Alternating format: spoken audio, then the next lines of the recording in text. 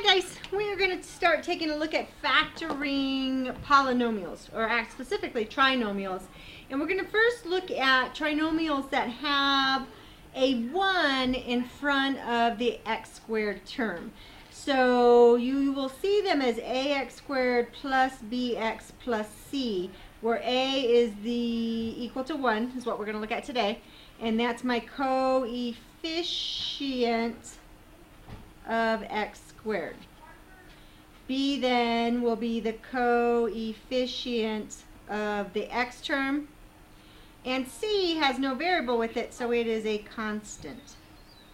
Okay, so ax squared plus bx plus c, it just means a trinomial with some coefficients, and then specifically what we're going to look at is when we have coefficients with a equals 1. What we're going to look at is these factoring. We talked a little bit on the bell rate today.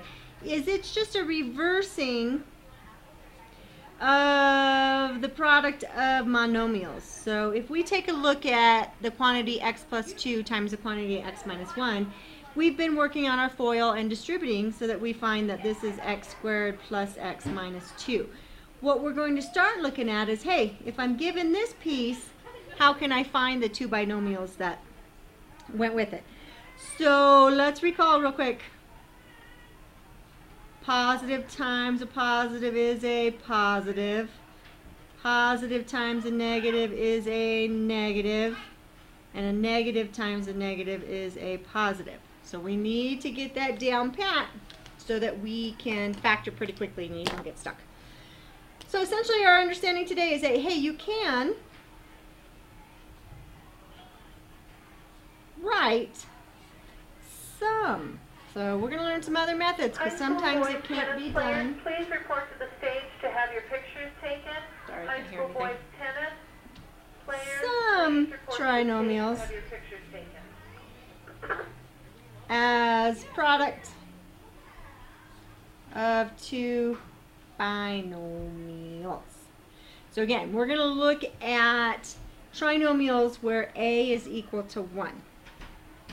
So let's take a look. Factor each expression when the trinomial has all positive numbers. For example, x squared plus bx plus c. So I have a positive on my 1, which all of them are going to be positive 1 today, positive on my b term, and positive on my constant term. You will get two binomials, both with a plus and a plus. Okay, so what that means is that when I factor, if we take a look at number 1, it has a positive and a positive. I know I'm going to end up with, if it's factorable, two binomials that have pluses, both have pluses in the middle. And then I just have to go back and see how I find out what the numbers are. So first we should start with, here's the steps. We got to get these down steps. See if you can factor out a common term. I need to first look and see if I can factor out a term from each of the three terms first. So today that's not going to be possible at all because we always have a 1 as our a term for today. But when we move forward, you'll see lots of times this is a 2, this is a 10, this is a 6, and we'll be able to factor out a 2. So first step, let's get in the habit of looking and making sure that that's a 1, and if it's not, we have to factor out. Second step says multiply a and c. Now remember, it's a squared plus b squared plus c. So my a term is going to be 1, b is 5, and c is 6. So we need to multiply a times c. 1 times a times c equals 1 times 6, which is 6. We need to find the factors of 6, which is the factors of the product a times c, that sum to b.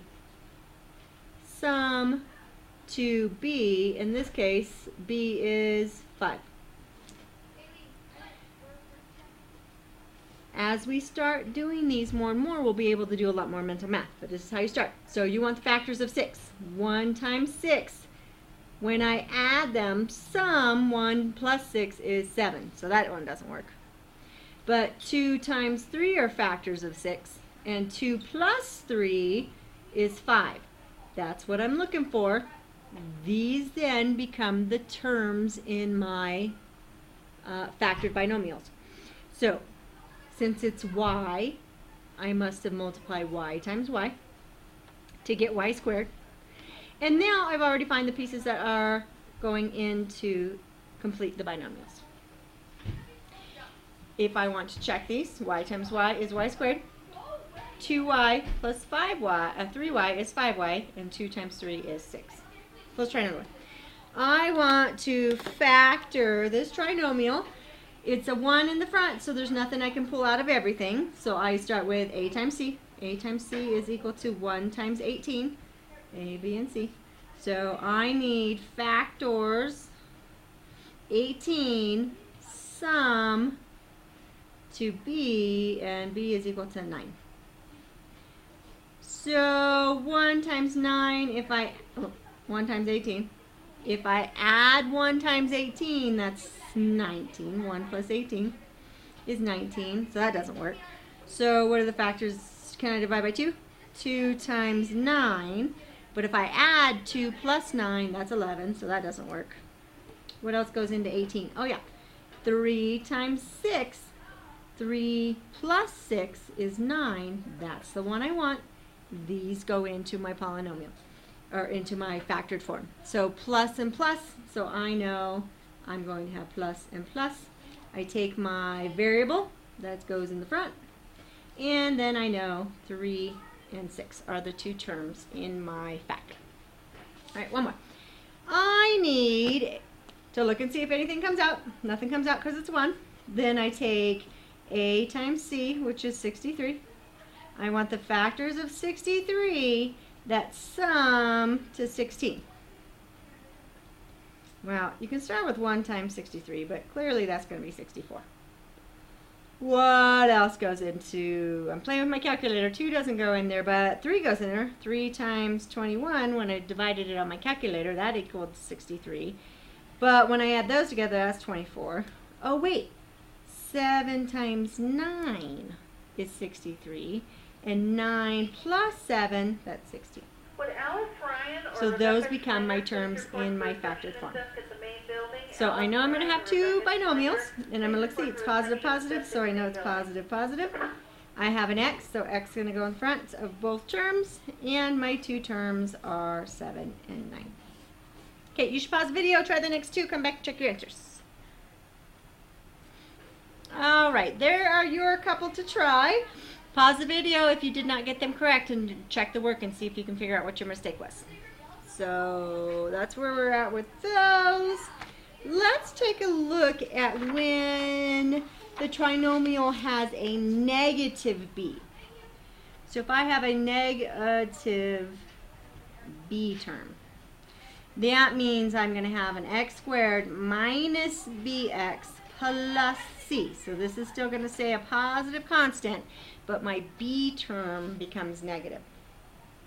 You're still going to get 2 binomials if it's possible to factor into binomials with minus and a minus instead of a plus plus. Well, why is that? If I do, because a negative times a negative is a positive. So when I have my 2 terms, the last 2, I take my constant times my constant. That's what gives me my last term. Well, I need it to be negative times a negative in order to equal a positive. Otherwise, the steps are exactly the same. Check and see if you can pull any common factors out. Multiply your a and c, and then factors that sum to b. So let's take a look. It's still 1, so nothing can be pulled out. So a times c, remember a, b, and c. A times c is 35. So I need factors 35 that sum to 12. So we're not going to pay attention to the signs. All I know I'm using this for right now is, hey, it's a negative in the middle and a positive. So I know that both of my factors are going to be negative. I can also jump right now to know that, hey, it's n squared, so I must have done n times n. And now I just got to figure out what the 2 pieces are at the end. So I need something that sums. So I'm not even going to start with 1 times 35 because that's clearly bigger than 12. So what are the factors of 35? Factors of 35. Well, 5 goes in there. 5 times 7. If I add 5 plus 7, I end up at 12. Those are my two factors. All I have to do is drop them in. That is the factored trinomial. So I go to my next one. I have a 1, so nothing's going to come out. I have a negative b and a positive c, so I automatically know I'm going to have two terms, both with negative. R is my variable. R was squared, so I must have had R times R. I take a look and I go A times C equals 27. So I need the factors of 27 sum to 12. So what factors of 27 sum to 12? So if you need to start with 1 times 27, but you know it's going to add up to 28. So we should start working with ones that make sense. 27, what else goes into 27? 3 goes into 27. 3 times 9, 9, 10, 11, 12. And that adds to 12.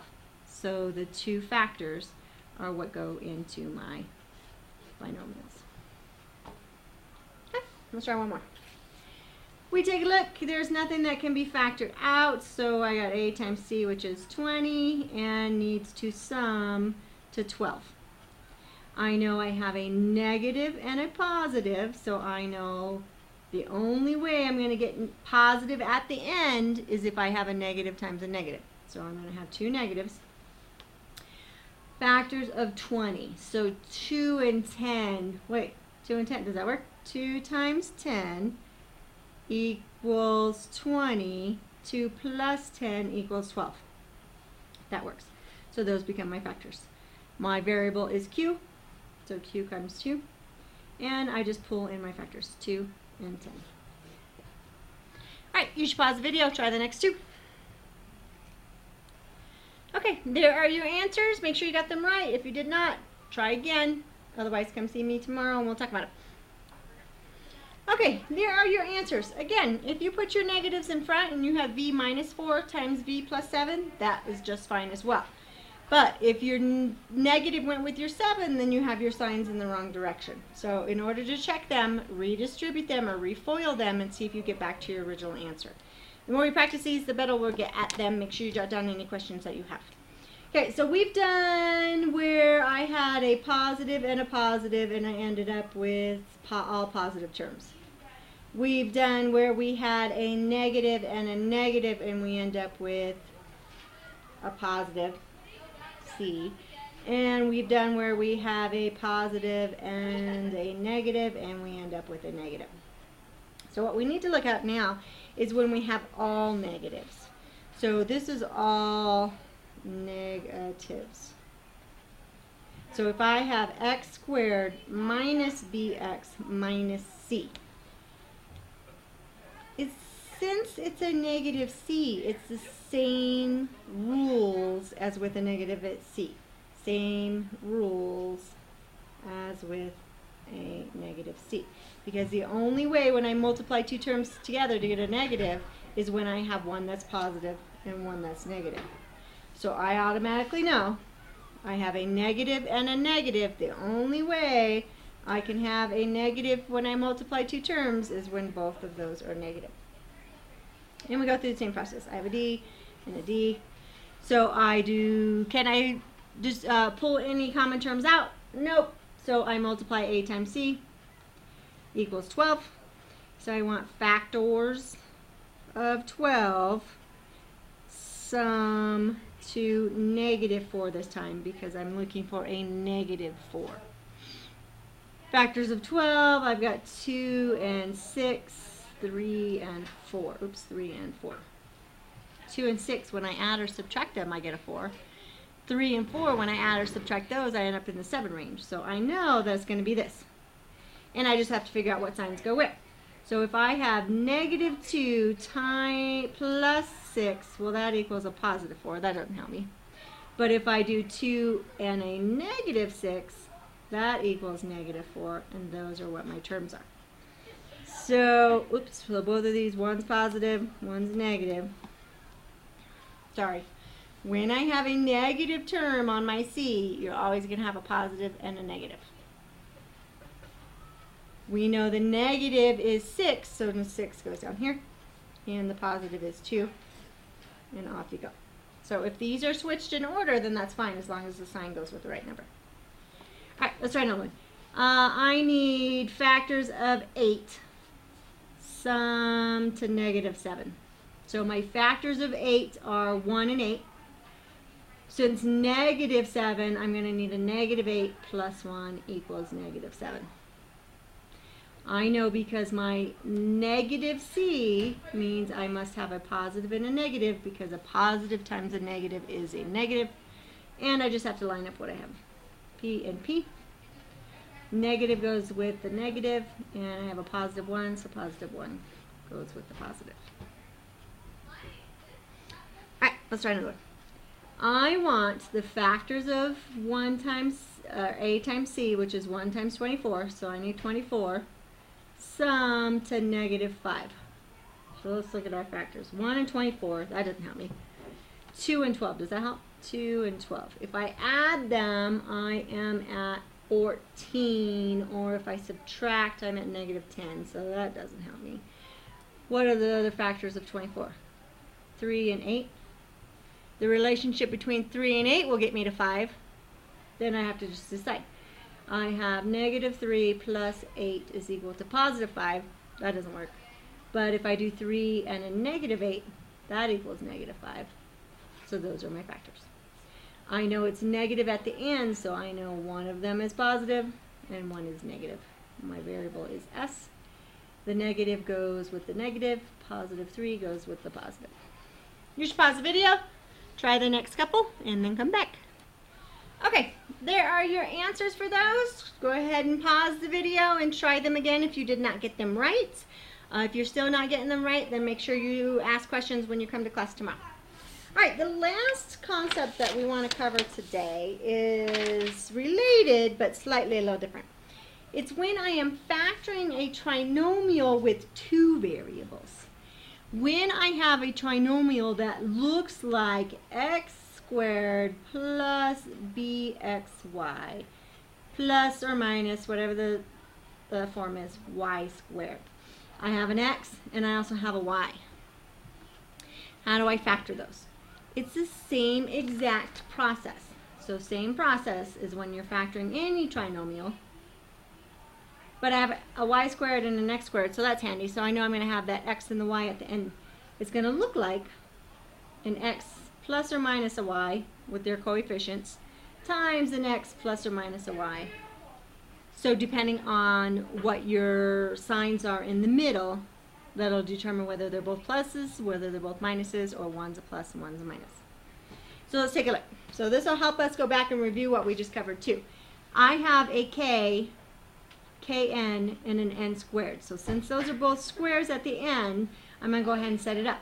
I know k times k would get me my k squared. And I know at the end, n times n is going to give me n squared. I just have to figure out what signs and what goes in the middle. So I take a look.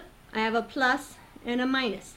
When I multiply, the only way to get a minus is when I have a positive times a negative. Negative will equal a negative. So I know that it's going to be plus and minus. And then I just have to figure out what goes next. Same process. I have 96. I need the factors of 96 that sum to +4. 1 and 96, clearly not anywhere close. So I'm playing with my calculator. Start to divide by 2. That doesn't help me. Divide by 3. Divide by 4 if I need to. I need the factors of 96. What I find is that 8 times maybe a -12, that equals 96. Or -8 times a +12, that also equals 96.